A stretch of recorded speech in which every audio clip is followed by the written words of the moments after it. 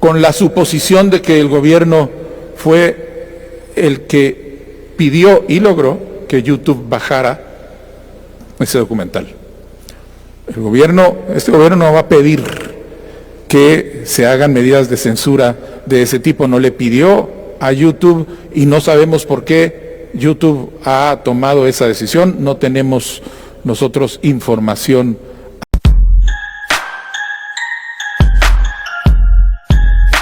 Bueno, yo creo que estamos en la etapa a su disposición para la serie de preguntas y respuestas. Gracias, señor presidente. Muy buenos días para usted, a los honorables ministros y al señor secretario. Comenzamos con el periodista Kenneth Jordán del diario La Hora. Tiene preguntas para su persona, para el ministro de Finanzas y para el señor ministro de Gobernación. Buenos días, presidente, funcionarios.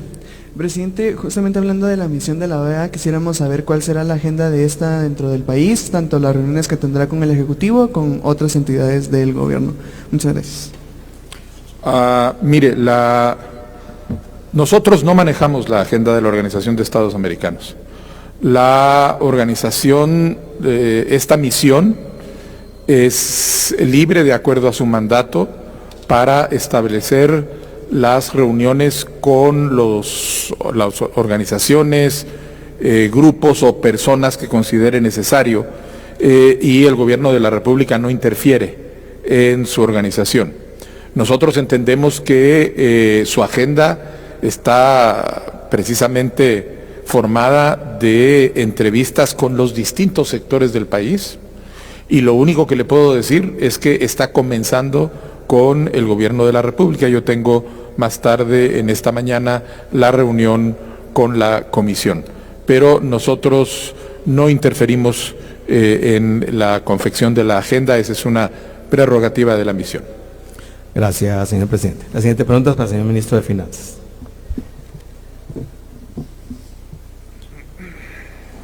Buenos días, ministro. Buenos días. En el marco de lo que es la ley de CODEDES y también las próximas conversaciones en el Congreso para la aprobación del presupuesto del siguiente año, quisiéramos saber si se tiene un estimado o acciones que se tomarán para lo que serán los desembolsos justamente a los CODEDES, tomando en cuenta lo que es la ley y también el artículo del presupuesto que les da un desembolso de los saldos no utilizados del año previo para los proyectos a ejecutar. Ya, perdone, ¿usted se refiere al decreto 7 de 2024? Ya, muy bien. Son dos respuestas a su pregunta. En el proyecto de presupuesto nosotros enviamos un artículo que permitiría mantener los recursos y terminar los proyectos de consejos de desarrollo que no hayan finalizado a lo largo de este año. El dictamen de la Comisión de Finanzas Públicas y Moneda no lo conozco, entiendo que seguramente se conservará porque esto le da un marco legal que permita mantener los proyectos de inversión pública y que no se queden a media. Sobre el decreto 7 se están haciendo todos los ajustes pertinentes para poder intentar ejecutar lo que manda esta ley y seguimos manteniendo la preocupación de que este sí es un traslado de recursos que imposibilitaría tener una mejor supervisión de las inversiones que se hacen a través de consejos de desarrollo y obligaría a entregar recursos de manera directa sin haber hecho ninguna supervisión, pero como esto se ha convertido en ley, estamos trabajando en los ajustes pertinentes. Gracias, señor ministro. La pregunta al señor ministro de Gobernación.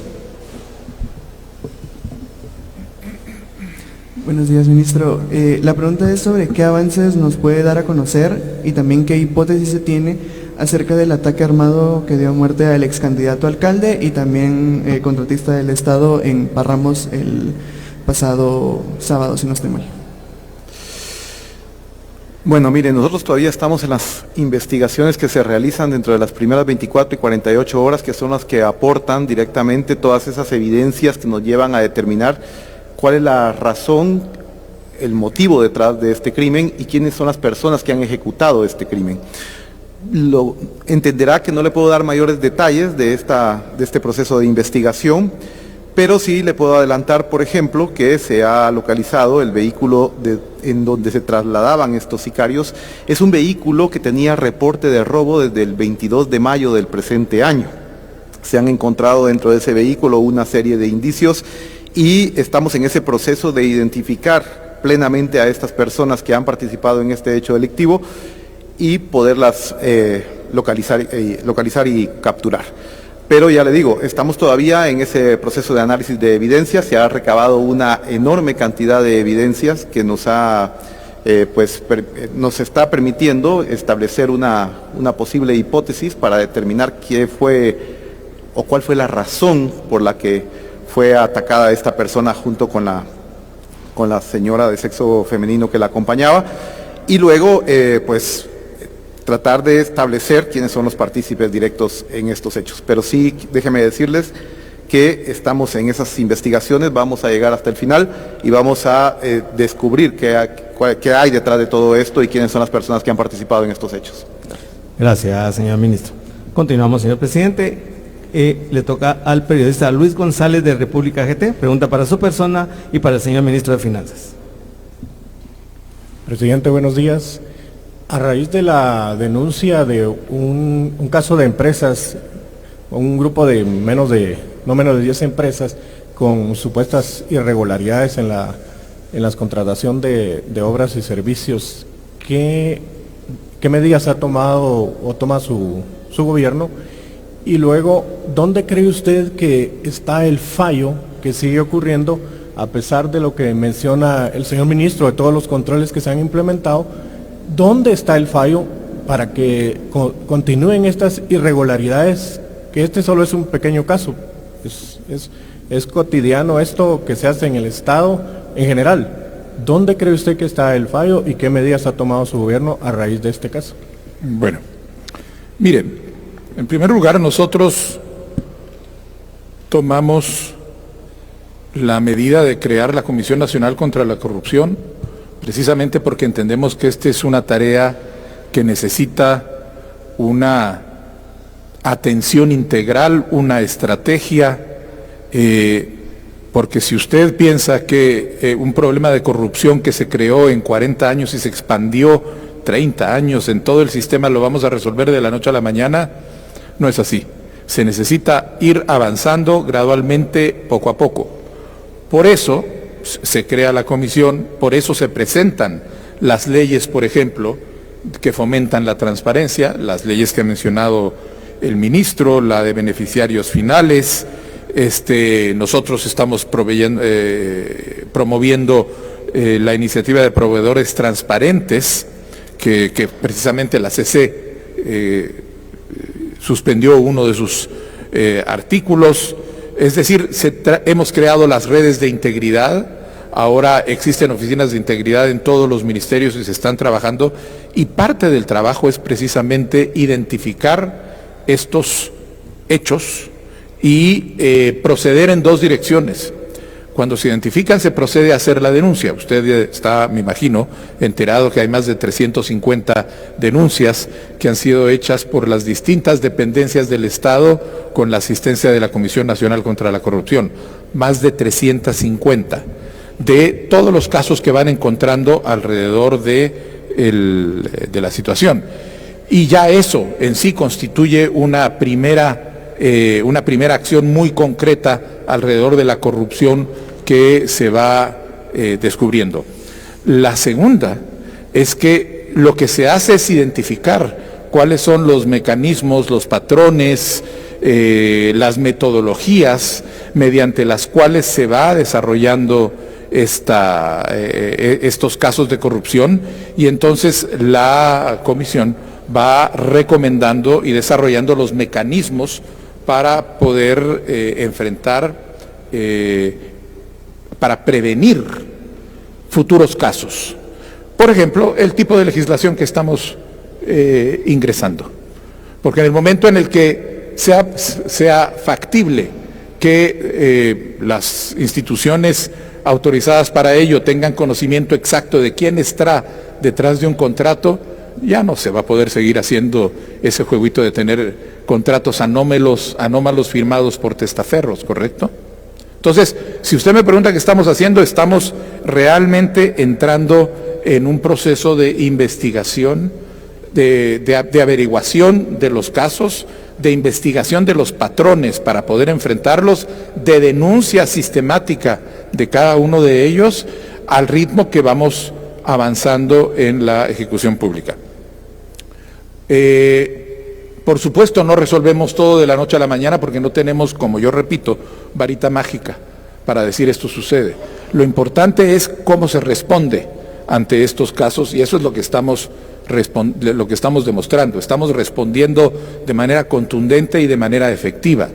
En este caso, la Comisión Nacional contra la Corrupción ha tomado nota y ha abierto una averiguación y está conociendo el caso para poder sacar las conclusiones del caso. Yo ahorita voy a permitir que, además, el propio Ministerio de Finanzas y las otras instituciones han venido desarrollando sus propias averiguaciones para ver qué es lo que está pasando. Y le voy a pedir al ministro que por favor complemente lo que estoy diciendo con información alrededor del patrón de lo que usted dice. Yo creo que es muy importante que todos entendamos que todos tenemos una labor a la hora de hacer esto. Y parte de la labor de hacer esto es informar y fiscalizar responsablemente. Porque lo que nos ha sorprendido es que principios tan básicos como el de llamar y preguntarle a las instituciones, presentar y esperar una reacción, no se han cumplido. El gobierno se enteró de esto no porque alguien le hubiera preguntado, tenemos esta investigación con esta denuncia y entonces ¿cuál es la opinión que tienen ustedes? Sino porque nos encontramos con la denuncia publicada antes de tener una oportunidad para reacción. O con situaciones como que le preguntan a uno de los involucrados si usted es pariente de esa persona, la respuesta es no, y la publicación dice son parientes, sin ningún elemento probatorio. Entonces creo que aquí, precisamente porque estamos en un escenario de una lucha contra un fenómeno que se ha desarrollado en más de 2 décadas de asalto corrupto al poder, hay una responsabilidad que tenemos que cumplir todos.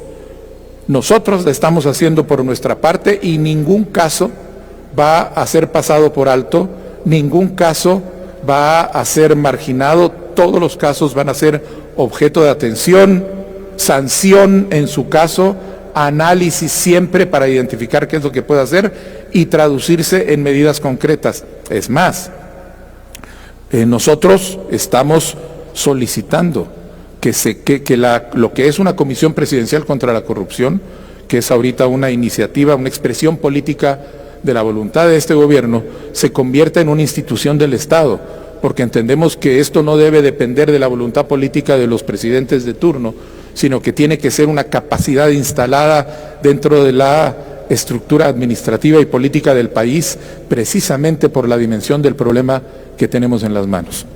De manera que estamos haciendo, porque entendemos que el problema es muy serio y tenemos que hacerlo todo con responsabilidad en todos los actores. Y le pido por favor al ministro Mencos que nos amplíe la información al respecto. Gracias, muchas gracias, presidente. Bueno, sí, aprovechando que, no sé si usted tenía una pregunta más para mí. Es correcto, señor ministro. Gracias. Muchas gracias, ministro. Sí, si usted ya revisó el caso específico de estas empresas y si, como usted lo mencionó, también cabe analizar y presentar una denuncia si es que hubo irregularidades en la ampliación de los montos de estas empresas en el REGAE. Sí. Y lo otro, señor ministro, es ya que usted menciona una nueva ley de compras y contrataciones, si la parte penal o la parte sancionatoria es fuerte debido a que sabemos que echa la ley, echa la trampa y actualmente esa ley no se cumple por diferentes formas. Sí. Muchas gracias. Sobre la iniciativa de ley nueva de contrataciones públicas, sí, efectivamente se robustecen las capacidades del Registro General de Adquisiciones del Estado y por supuesto que sí se contempla una mayor fuerza contra aquellos que mienten o hacen caer en error a las entidades públicas. Así es que, por supuesto que hemos tomado en cuenta eso es uno de los elementos más importantes de la nueva ley de contrataciones. Ahora, aprovechando que usted está por acá y que usted representa al medio República, y nosotros que somos un gobierno de puertas abiertas, nunca recibimos ningún contacto oficial a través de la Dirección de Comunicación del Ministerio de Finanzas y es probable que fruto de eso la nota periodística que ustedes sacaron tiene muchísimas imprecisiones que a mí me gustaría mostrar. Hemos hecho una presentación. Yo he sido, hasta antes de ser ministro, fui columnista por más de 12, 14 años y uno de los pilares del periodismo es precisamente la búsqueda de la verdad, la búsqueda de la precisión, la independencia, la humanidad y la responsabilidad y ética para lo que uno escribe. He visto notas de su medio en X en donde incluso a través de inteligencia artificial cambian mi rostro para verme más enojado de lo que soy, que no soy un ministro enojado, por cierto. Quizá por eso haya que modificar con inteligencia artificial mi rostro.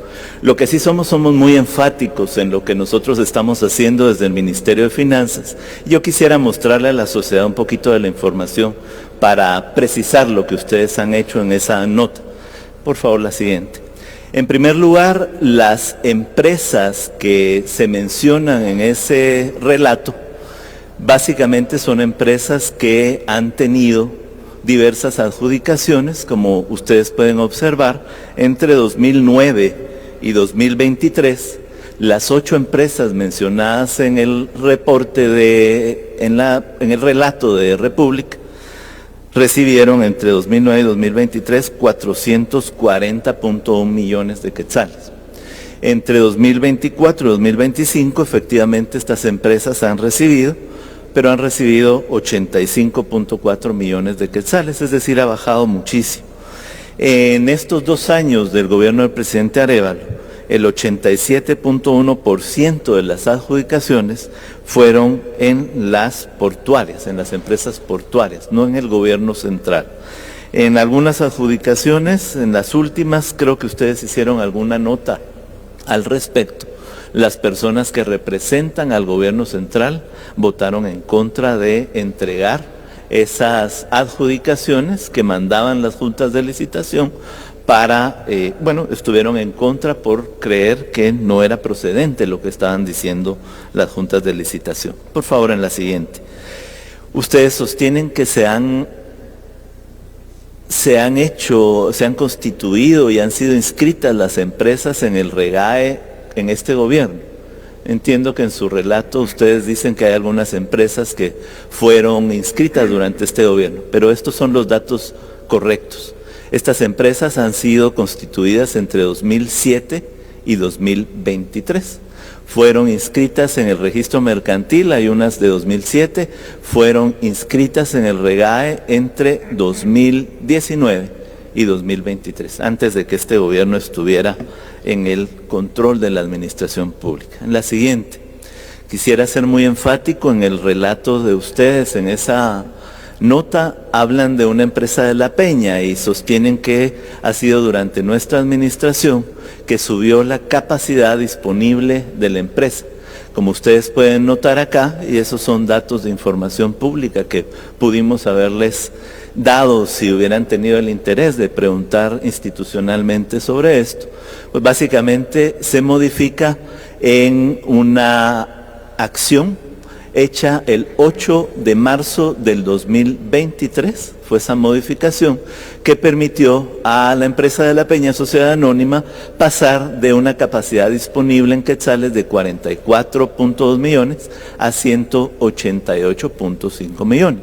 Así es que no fue en el gobierno del presidente Arévalo que se incrementó la capacidad disponible y y creo que es muy importante que la sociedad sepa, esa capacidad disponible no es lo mismo que el monto de las adjudicaciones que puede tener una empresa. La siguiente, por favor. Aquí también hay una información imprecisa y tendenciosa con relación al comerciante individual, el señor Neftalí Isaías Castañón González. Aquí nuevamente se hace notar que la información real lo que nos permite ver es que este proveedor del Estado ha ido perdiendo su capacidad disponible, de tal forma que el 31 de octubre del 2025 él ya solo tiene capacidad de compra directa. Eso quiere decir proveer al Estado en cantidades de 90,000 quetzales para abajo. Por favor, la siguiente. Se habla de la dirección y la existencia de diversas empresas en un mismo domicilio comercial. Eso no es ilegal. Actualmente el REGAE no realiza verificaciones físicas en las direcciones, no es su competencia, y es importante aclarar que la coexistencia de varios establecimientos comerciales en una misma dirección no infringe la ley. Hay muchas empresas que tienen el mismo domicilio comercial y no significa que estén actuando de manera ilegal. No contraviene ningún principio en el marco legal vigente en Guatemala. Además, quisiera aclarar que existen dos condiciones previas para una empresa antes de su inscripción en el Registro General de Adquisiciones del Estado. Primero, tiene que estar inscrita en el registro mercantil, porque se le solicita la patente de comercio de la empresa y ahí está la dirección. Y segundo, tiene que estar inscrita, sea una persona o una empresa, en la Superintendencia de Administración Tributaria, y ahí también hay una dirección que es la que utiliza el proveedor en su proceso de inscripción. Por favor, la siguiente. Aquí podemos ver algunos ejemplos concretos sobre la diferencia entre la capacidad económica disponible y las adjudicaciones. No es lo mismo. Ustedes pueden ver acá, por ejemplo, la empresa de La Peña, Sociedad Anónima, que el 8 de marzo del 2023 tenía una capacidad de 188.5 millones de quetzales y tuvo adjudicaciones de 37.8 millones. En el relato de su medio, se tergiversa un poco y es precisamente una imprecisión fruto de no poder hablar con los expertos en el tema o no querer hacerlo. Y básicamente lo que debemos tener claro es que no podemos decir que la capacidad económica es igual al monto de adjudicaciones. Vean ustedes la empresa Alifer, Sociedad Anónima. Tiene una capacidad económica disponible de 66.7 millones de quetzales y le han sido adjudicados contratos y servicios por 6.7 millones de quetzales y así en el resto de empresas. Por favor, la siguiente. Si quisiera detenerme a explicarle a la sociedad y al colega de República cómo se calcula la capacidad económica de una empresa, porque tiene 4 elementos. Primero, ellos ingresan la solicitud de precalificación en el sistema del Registro General de Adquisiciones del Estado. Ahí incluyen su balance general del último ejercicio fiscal, la declaración jurada anual del impuesto sobre la renta, la certificación de cuentas contables, certificaciones bancarias, contratos finalizados. Esos son los requisitos establecidos en el Acuerdo Gubernativo número 133/2024. El REGAE verifica el cumplimiento de estos requisitos, porque no es algo arbitrario. En segundo término, inicia la revisión en el sistema REGAE, que es un sistema totalmente electrónico, y ahí se va verificando la información. Se asigna de manera aleatoria el análisis a alguno de los analistas del registro, y este analista es un analista financiero que revisa y analiza la información. Hay una trazabilidad en el sistema del REGAE y uno puede observar esta trazabilidad en la asignación para el análisis entre analistas y jefes. Esto se hace también de acuerdo al marco normativo. El tercer punto es que se calcula de manera automática y tomando en cuenta los factores de la fórmula que tiene nuestro registro, y que también esta metodología y este cálculo viene del Acuerdo Ministerial 563 del año 2018. Ahí se conoce y se calcula el capital de trabajo neto, por ejemplo, que es el capital líquido disponible del proveedor. Se hace una revisión del factor financiero con el cual se mide la solvencia, el endeudamiento, el rendimiento del capital según la información que ha presentado el probable proveedor, y tiene un factor técnico que mide la producción promedio anual y el registro de instalaciones.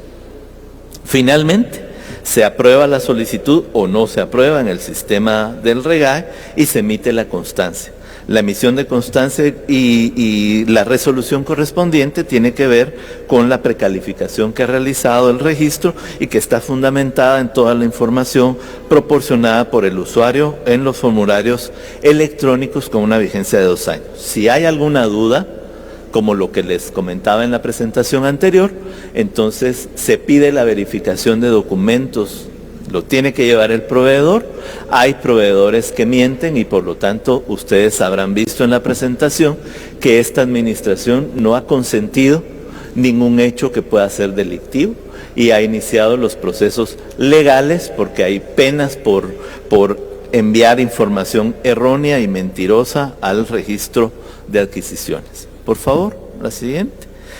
¿Cuál es la responsabilidad en las adquisiciones? Por mucho esfuerzo que haga el Registro General de Adquisiciones del Estado, que hace una revisión como la que yo les he comentado de acuerdo a la ley, esto no limita, no excluye y no sustituye el proceso de adjudicación que conlleva a la calificación específica que deben realizar las entidades contratantes. Las juntas de licitación son importantes precisamente para verificar si se cumplen con todos los requisitos y si es prudente y bueno para los intereses del Estado la contratación o no de una empresa. Todo esto se hace dentro del marco legal actual, que por supuesto es un marco legal que tenemos que reforzar. Por favor, la última diapositiva que quisiera mostrarles, pues reiterar lo que estamos haciendo desde el Ministerio de Finanzas y el Registro General, y es la actualización de la normativa bajo los parámetros que ya les he comentado en la primera parte de mi exposición. Estos cambios fueron aprobados en agosto del 2024 en el Acuerdo Gubernativo 133-2024 y que permiten reducir tiempos promedios de análisis, tener una mejor capacidad de medición de lo que nos están entregando los posibles proveedores del Estado y tener una comprensión mucho más clara que permita también a los proveedores no incurrir en ningún error ni en ningún dolo. Por favor, lo siguiente.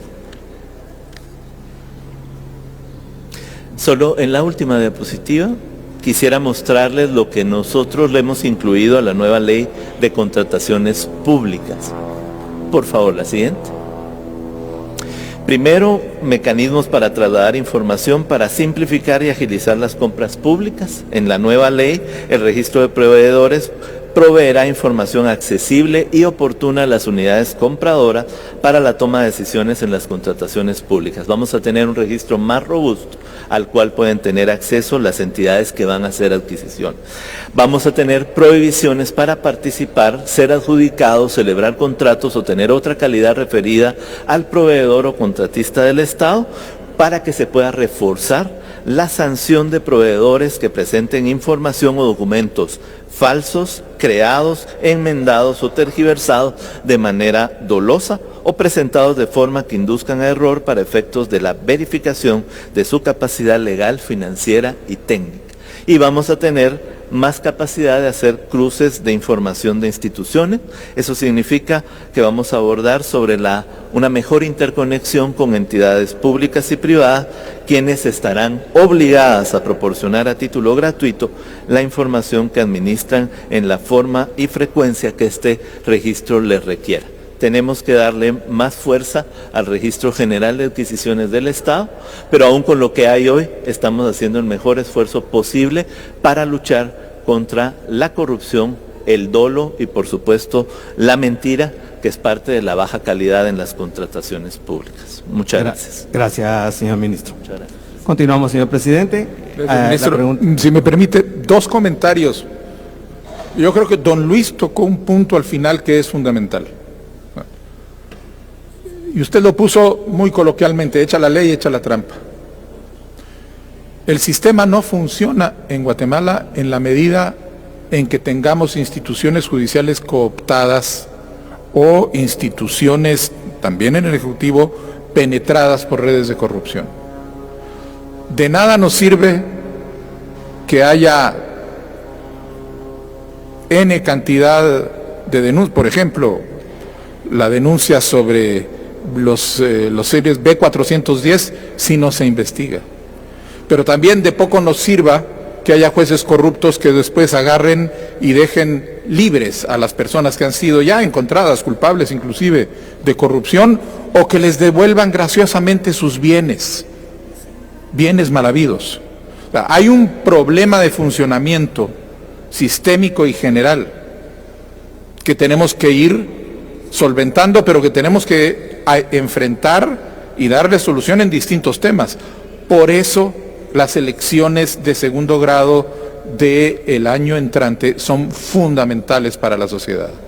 Aquí estamos en un esfuerzo en donde tenemos que tratar de promover que el mayor número posible de jueces, magistrados, funcionarios decentes lleguen a tener esas posiciones de autoridad dentro del sistema de justicia para evitar precisamente la continuación de un sistema en donde podemos tener la ley, porque podemos mejorar las sanciones, podemos poner sanciones más fuertes, y seguramente así vienen en la ley que está, pero de nada sirve una sanción fuerte si el sistema no funciona y o no se aplica, o se le deja salir, o se le devuelve, todas las cosas que hemos estado mencionando. Pero lo que usted señala, don Luis, es punto central para entrar a la función. Segundo punto, la fiscalización es fundamental para que todo este sistema funcione. Y la fiscalización la hace el Congreso de la República, la hace la prensa, la hace la ciudadanía, que debería estar más involucrada en el tema de la fiscalización. Pero para que la fiscalización funcione tiene que ser hecha sistemática y responsablemente también, como contraparte de la construcción de una nueva sociedad en donde no es únicamente la responsabilidad de las instituciones, sino la responsabilidad también de los ciudadanos, de denunciar, rechazar, castigar con la sindicación moral a las personas que entran en este tipo de corrupción. Y finalmente, sobre este tema, resulta que hay un documental que ustedes montaron en YouTube y que YouTube termina por quitar, y que cuando lo quitan de repente empiezan a surgir las acusaciones en contra del gobierno con la suposición de que el gobierno fue el que pidió y logró que YouTube bajara ese documental. Este gobierno no va a pedir que se hagan medidas de censura de ese tipo, no le pidió a YouTube y no sabemos por qué YouTube ha tomado esa decisión, no tenemos nosotros información al respecto. Le puedo decir que no hemos sido nosotros, pero precisamente por eso viene el llamado a la responsabilidad, porque después ahora resulta que en un contexto donde tenemos verdaderos hechos de censura y de persecución de la libertad de prensa, con compañeros periodistas encerrados como José Rubén Zamora, con intimidación de periodistas en todos los medios por parte de redes de corrupción, cuando tenemos ese nivel de amenaza real, venir y decir que hay una censura porque YouTube bajó ese documental sin tener ninguna prueba de que haya sido el gobierno, me parece que a lo único que le estamos haciendo el juego es a los corruptos.